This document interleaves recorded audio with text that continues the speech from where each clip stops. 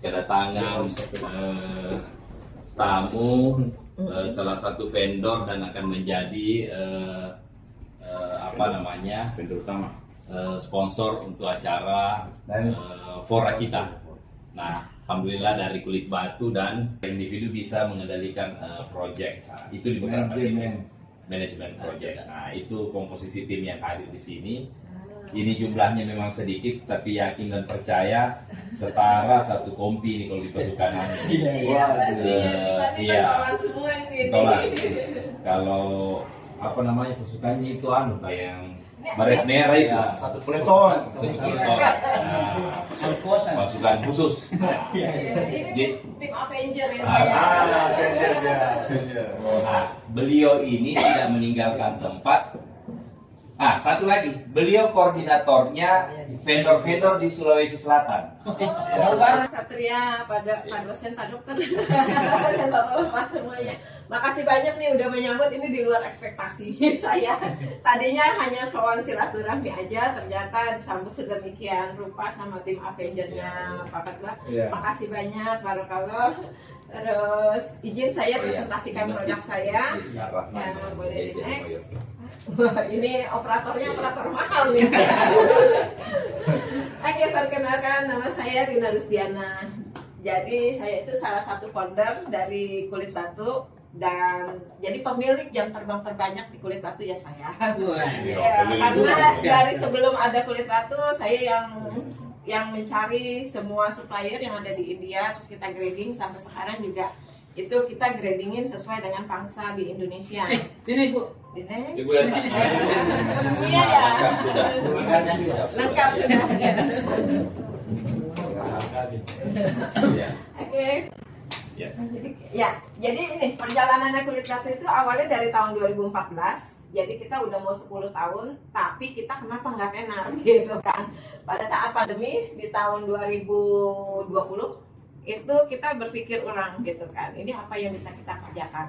2022 kita masih ada pameran di Indobirtech sama AKID, tapi kok rasanya ada something went wrong nih kalau misalkan kita udah 10 tahun tapi kok masih aja jalan di tempat gitu kan. Maksudnya tuh secara marketing kok cuman begitu-begitu aja. Akhirnya kita di tahun sebenarnya dari 2021 udah gencar di asosiasi, cuman asosiasinya di kandang di Jakarta, Jawa Barat sama Jepang.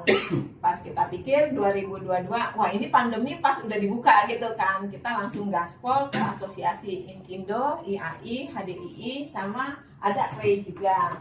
Jadi sejak tahun kemarin kita nggak pameran, tapi dana marketing itu kita budgetkan untuk keliling-keliling di Indonesia biar kenal. Nah ini boleh di next 4 kali Pak. Jadi kenapa nih Kulit Batu ada? Kulit Batu ada waktu itu tahun 2014 kita mau beli produk ini di Indonesia nggak ada yang jual. Padahal di Inggris ini udah banyak yang pakai. Makanya tadi saya sempat bilang kita itu udah pakai 24 tahun dan warnanya itu nggak pudar. Makanya kita berani garansi 15 tahun. Kenapa? Karena pada saat kita berdiri tahun 2014 itu kita udah pakai 15 tahun, makanya keluar garansi produknya 15 tahun. Walaupun sekarang udah 24 tahun masih bagus Pak. Nah terus kebanyakan batu alam yang ada di Indonesia begini nih Pak nih, keluar putih-putih alkali, terus jatuh. Ukuran 15 kali 15 atau 20 kali 20 biasanya andesit batu itu kan tebalnya 2 sentian. Itu kalau misalkan jatuh di atas ketinggian 4 meter kan bakalan membahayakan di bawahnya. Kita juga kan nggak tahu ya Pak ya.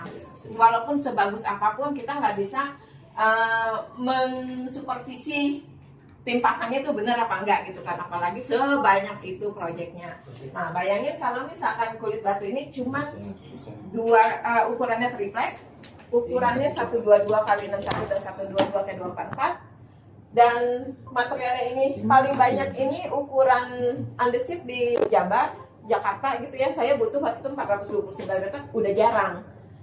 Kalau misalkan ukuran lebih besar apalagi lebih jarang lagi. Dan kita ini stoknya ada di 12.000 meter persegi, ada di 2 gudang di Cipondoh. Itu pun untuk memenuhi kebutuhan di Indonesia. Terus pada saat jatuh ini adalah rumah tetangga saya, pasang setelah 6 tahun keluar putih jatuh atau keluar putih-putih alkali. Nah, bayangin kalau ini beratnya itu komposisi strukturnya itu 30 sampai 50 kilo per meter persegi, kalau kulit batu cuma 2 kilo per meter persegi. Gitu. Jadi bayangin ya Pak ya, kalau misalkan jatuh gitu kan ya, nah itu masih aman, tiba cuma 2 kilo gitu kan. Tapi kalau misalkan ngejeletak batu alam, lumayan benjol ya Pak ya. Oke, jadi keuntungannya ringan, ramah lingkungan.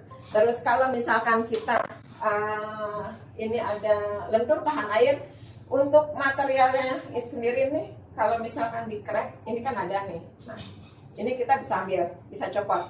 Tapi ini batu alamnya.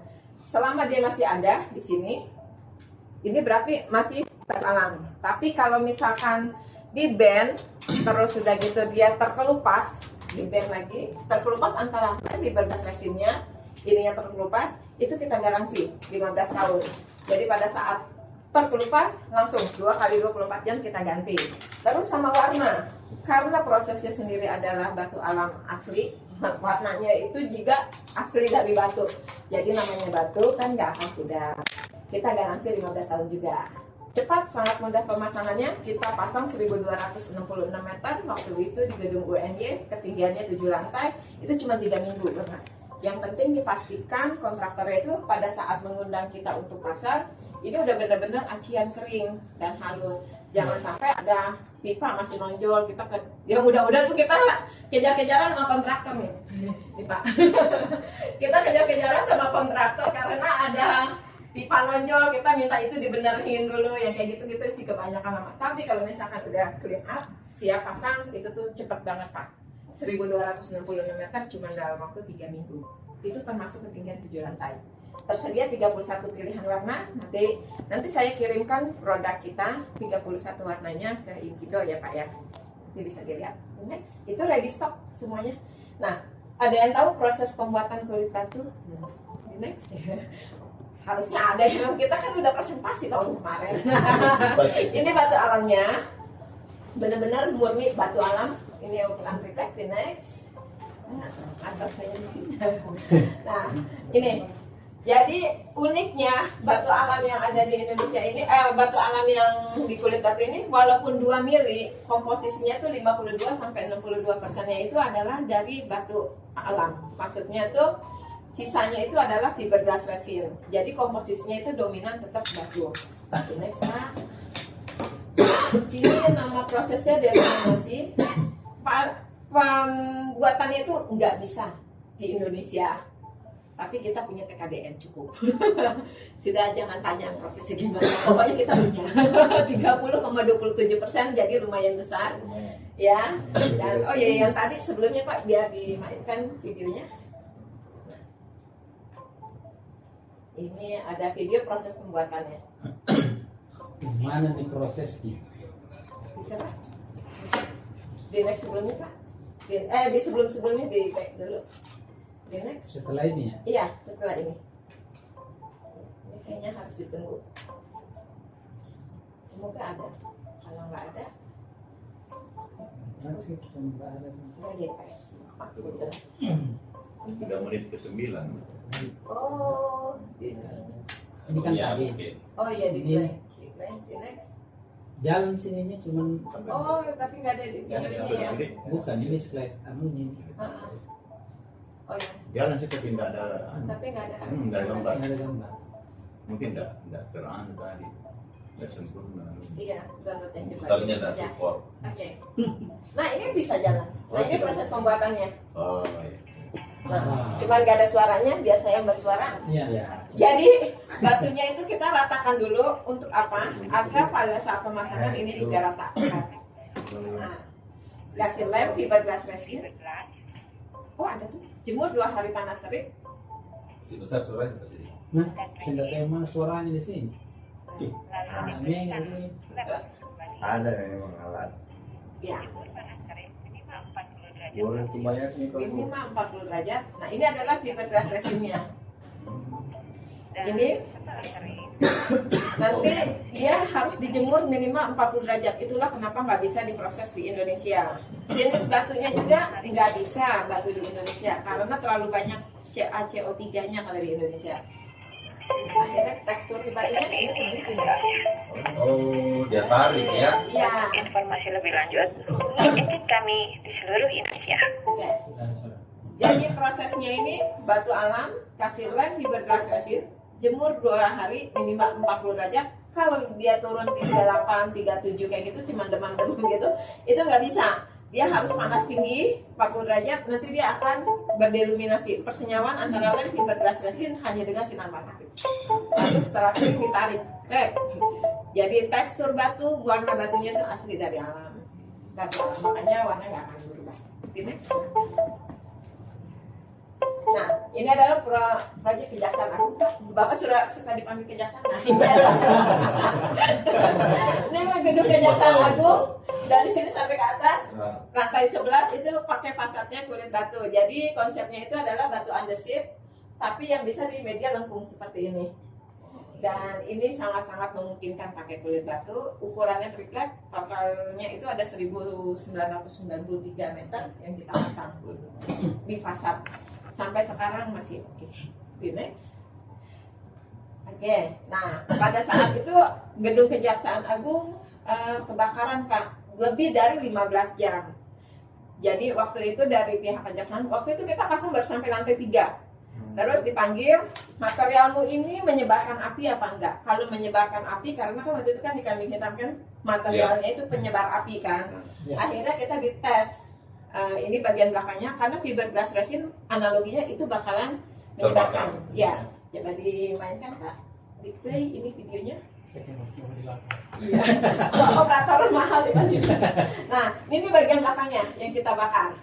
Dia tidak menyebarkan api, walaupun di apa namanya itu kan apinya api las ya Pak ya. Iya. Nah, ini tahan panas sampai 1150 sampai 1250 derajat. Tapi demi keamanan bersama, kita hanya klaimnya itu tahan panas hingga 300 derajat, walaupun melting point-nya di 1150 sampai 1250 derajat. Analoginya adalah bagian belakangnya itu memang menyebarkan api, tapi karena bagian depannya adalah batu, jadi ini yang meredamkan apinya. Nah, ini Pak. Iya. Jadi sudah kaya dan bisa di laser cutting. Jadi aman sekali. Kalau misalkan dia terlalu banyak komposisi fiberglass resinnya, dia akan meleleh. Karena ada komposisi batunya lebih dominan, jadi akan meleleh. Ini gini. Apa? Ini Itu kursi bosku. ada kursi lagi, bisa ke sini. Nah, sip. Pada tahu sini gimana Pak? Ya.